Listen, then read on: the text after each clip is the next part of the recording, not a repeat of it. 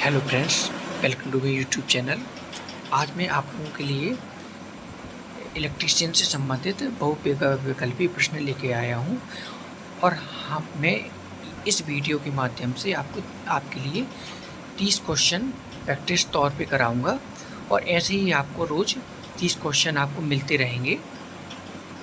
आप हमारे चैनल को सब्सक्राइब करें। हम आप लोगों के लिए इलेक्ट्रीशियन से संबंधित महत्वपूर्ण प्रश्न लेके आऊँगा और ये प्रश्न कहीं न कहीं प्रतियोगी परीक्षाओं में पूछे गए हैं। आप लोगों के लिए बहुत ही लाभदायक होगा इन प्रश्नों को याद कर लें आप अच्छी तरीके से और हमारे चैनल को सब्सक्राइब करें। ऐसे ही आपको रोज़ 30 क्वेश्चन आपको मिलते रहेंगे और मैं ऐसे ही जो गवर्नमेंट जॉब का नोटिफिकेशन जो वैकेंसीज आती हैं उसका भी मैं वीडियो डालता रहता हूँ, तो आपको ये जॉब भी मिलती रहेगी, नोटिफिकेशन भी मिलता रहेगा आपको। तो हमारे चैनल को सब्सक्राइब करें। अब देखते हैं पहला क्वेश्चन।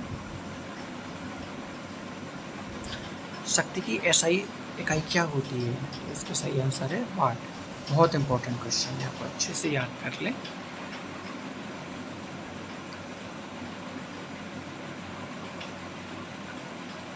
दूसरा क्वेश्चन देखते हैं, विद्युत दबाव को क्या कहते हैं? सही आंसर है वोल्टेज।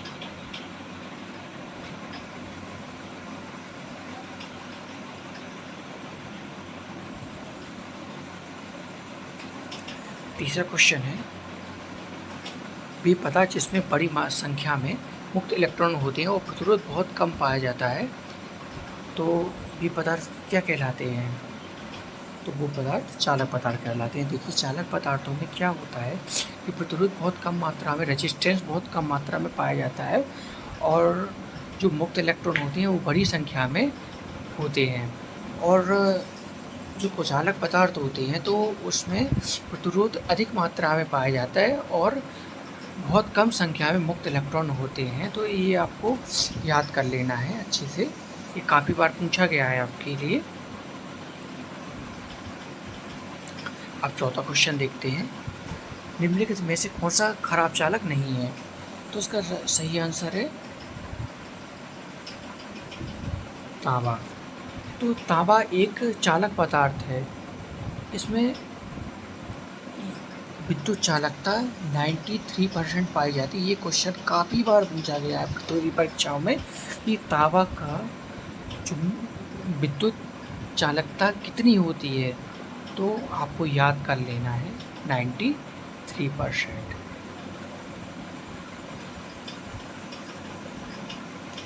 पांचवा क्वेश्चन आप लोगों के लिए है, निम्नलिखित में से कौन सा एक इंसुलेशन सामग्री है? तो इसका सही आंसर है कागज। देखिए, जो तांबा, सोना और चांदी, ये तीनों एक चालक पदार्थ कहलाते हैं। तो इनमें जो मैंने बताया है कि तांबा में 93% विद्युत चालकता पाई जाती है और सोना में 99% विद्युत चालकता पाई जाती है। हमेशा याद रखना, कई बार पूछा गया है। और चांदी में, सिल्वर में 97% विद्युत चालकता पाई जाती है। ये करीबन 10 से 12 बार क्वेश्चन पूछा गया है। 97% सॉरी, चांदी में 97% विद्युत चालकता पाई जाती है। ये कागज एक कुचालक पदार्थ कहलाता है, ये भी आपको याद रखना है। अब देखते हैं छठवां क्वेश्चन, किसी चालक का वह गुण जिसके कारण वह विद्युत धारा प्रवाहित करता है कहलाता है? तो इसका आंसर होता है सी, चालन। तो चालन क्या कहलाता है कि किसी चालक का वह गुण होता है जिसके कारण विद्युत धारा प्रभावित होती है। देखिए, चालन वो होता है जिसमें एक मुक्त इलेक्ट्रॉन्स अधिक मात्रा में पाए जाते हैं और रेजिस्टेंस काफ़ी कम होता है, तो इसी के कारण विद्युत धारा प्रवाहित होती है। और जो प्रतिरोध क्या कहलाता है? प्रतिरोध कहलाता है, ये विद्युत धारा का रुकावट कहलाता है। रुकावट कहलाता है, तो ये प्रतिरोध कहलाते हैं। तो इसको आप अच्छे से याद कर लेना है। अब देखते हैं अगला क्वेश्चन।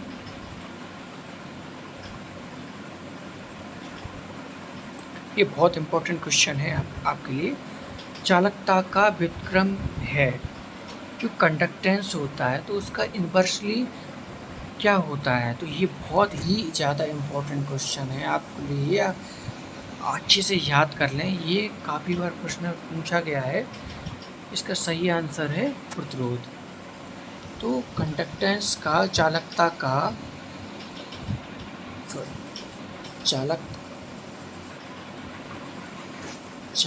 का ये हमेशा याद रखना, इन्वर्सली होता है प्रतिरोध का। ये हमेशा याद रखना है आपको। कभी कभी ऐसे भी प्रश्न पूछा जाता है कि प्रतिरोध किसके व्युत्क्रम होता है, तो ये चालकता। किसी भी प्रकार का क्वेश्चन पूछा जा सकता है अपने लिए, इसको आप अच्छे से याद करना है। अब देखते हैं 8वां क्वेश्चन। किसी चालक का प्रतिरोध व्युत्क्रमानुपाती होता है। तो देखिए इसका राइट आंसर है अनुप्रस्थ काट का क्षेत्रफल। देखिए ये एक फॉर्मूला होता है,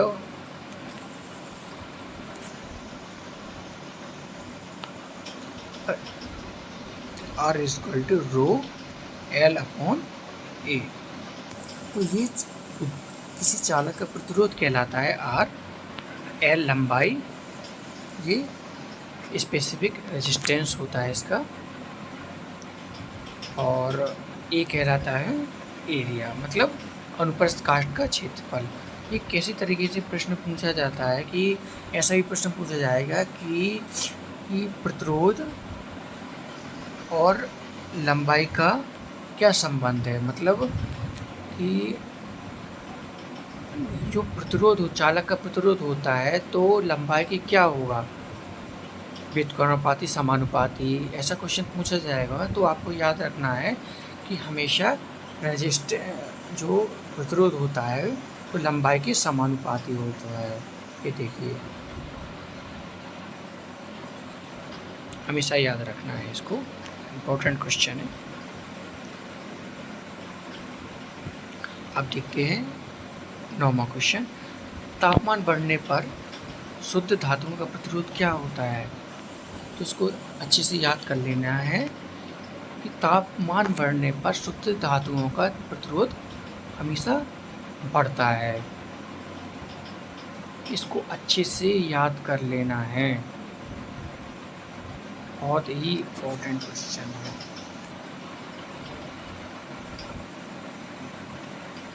अब देखते हैं 10वां क्वेश्चन।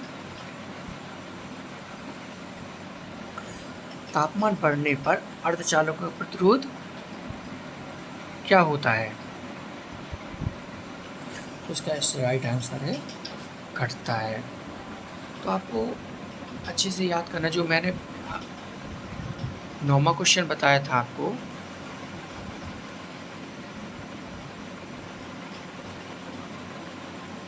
कि तापमान बढ़ने पर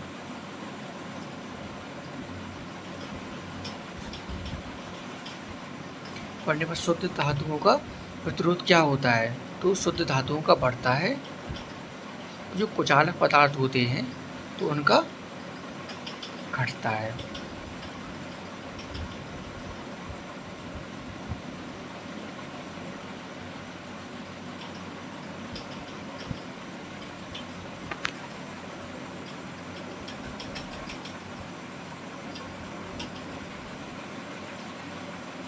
ये अगला क्वेश्चन है आपका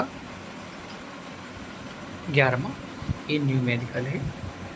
तो इसमें क्वेश्चन पूछा गया है कि 200 मीटर लंबे तांबे के तार का प्रतिरोध 21 ओम है। यदि इसकी मोटाई व्यास जो होता है तो 0.44 मिलीमीटर है, तो इसका विशिष्ट प्रतिरोध क्या होगा। तो मैंने ये एक फॉर्मूला बताया था आपको, R is proportional to rho L upon A। R प्रतिरोध कहलाता है, L लंबाई, A अनुप्रस्थ काट का क्षेत्रफल, और जो रो होता है तो ये क्या कहलाता है, देखिए इसमें, एक मिनट, प्रॉब्लम है, R equal to rho L upon A। तो ये आपको फॉर्मूला है, तो ये रो क्या कहलाता है, विशिष्ट प्रतिरोध कहलाता है। तो आपको इसी फॉर्मूले से आपको सॉल्व करना पड़ेगा। आपको ऐसे सॉल्व करेंगे आप, मैं आपको शॉर्ट में बता दूंगा, आप रफ कर लीजिएगा। इसमें देखिए 200 मीटर आपको लंबाई दी गई है, ठीक है। तो और तार का प्रतिरोध क्या होता है 21, तो आपको इसमें आपको पुट कर देना है। और ए, अब ये देखिएगा इसमें मोटाई कितनी दी गई है, 0.44 मिलीमीटर। तो आपको पता है कि जो व्यास होता है तो त्रिज्या का हाफ होता है, ठीक है।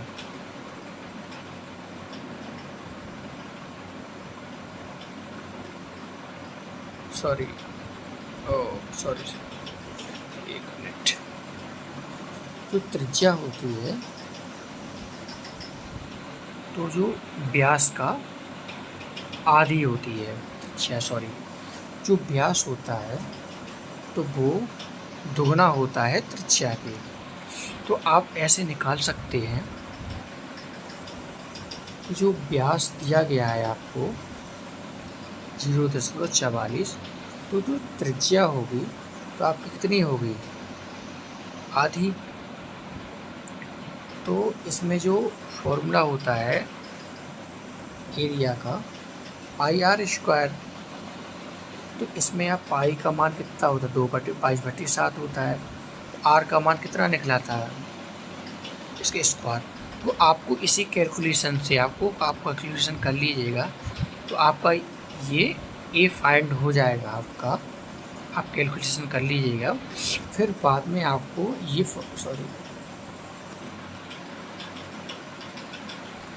ये फॉर्मूला आप लगाएंगे।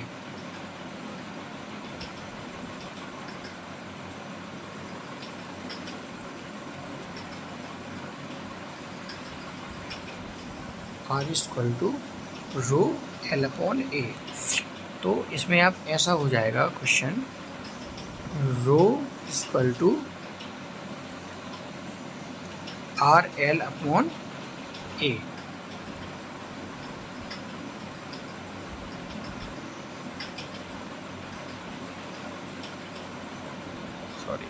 सॉरी,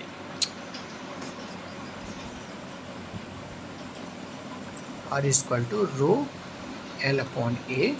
तो ये हो जाएगा आपका फॉर्मूला रो, एक मिनट, थोड़ी प्रॉब्लम हो रही है इसमें। तो rho equal to RA upon L। तो इस फॉर्मूले से आप इस न्यूमेरिकल को सॉल्व कर सकते हैं।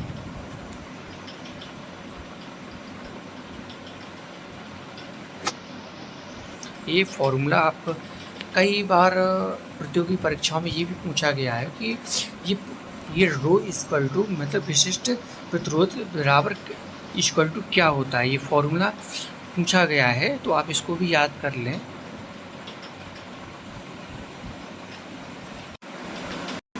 तो इसका आंसर आप कैलकुलेशन कर लीजिएगा, आपका आंसर सी रहेगा। आप कैलकुलेशन कर लीजिएगा।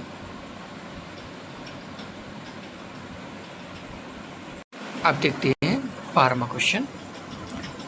10 ओम, 15 ओम और 30 ओम के 3 प्रतिरोध समांतर में जुड़े हुए हैं। संयोजन का कुल प्रतिरोध है। तो देखिए,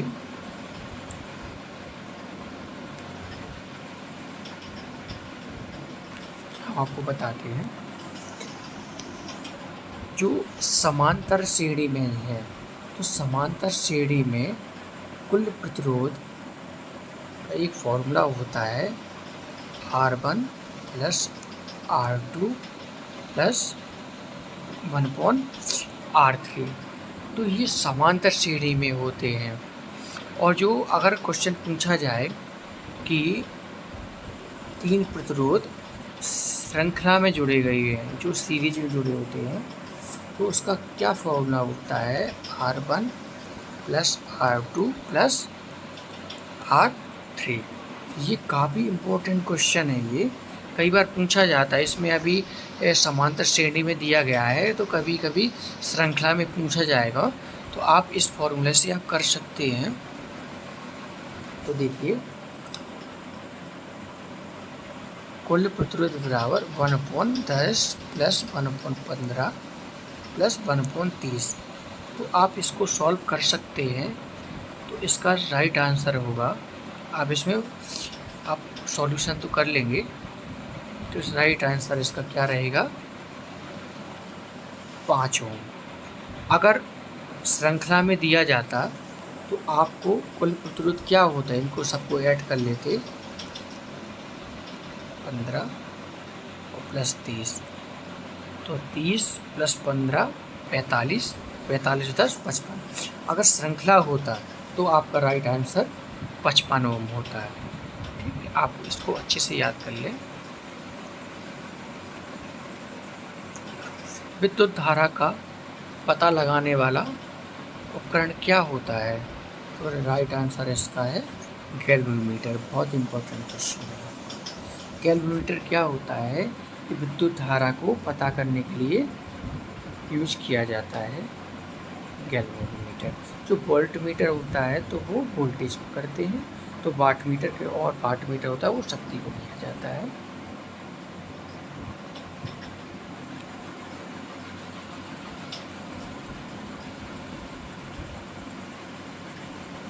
अब देखते हैं 14वां क्वेश्चन।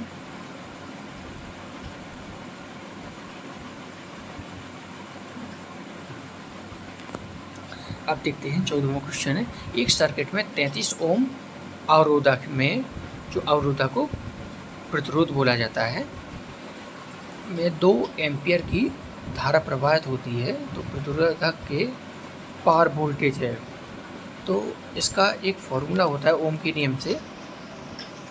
देखिए, R दिया गया है 33 ओम, I दिया गया है 2 एम्पियर, उसमें वोल्टेज फाइंड करना है। तो इसका फॉर्मूला होता है ओम के नियम से R इक्वल टू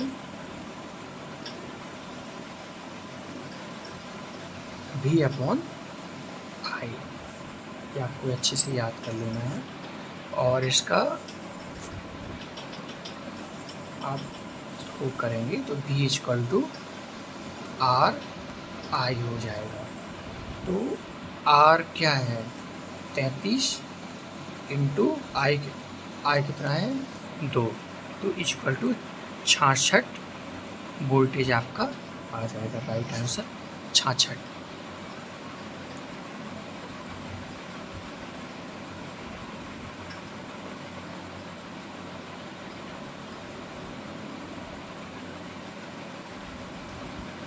अब अगला क्वेश्चन देखते हैं कि एक प्रकाश बल्ब 300 mA खींचता है, मिली एम्पियर।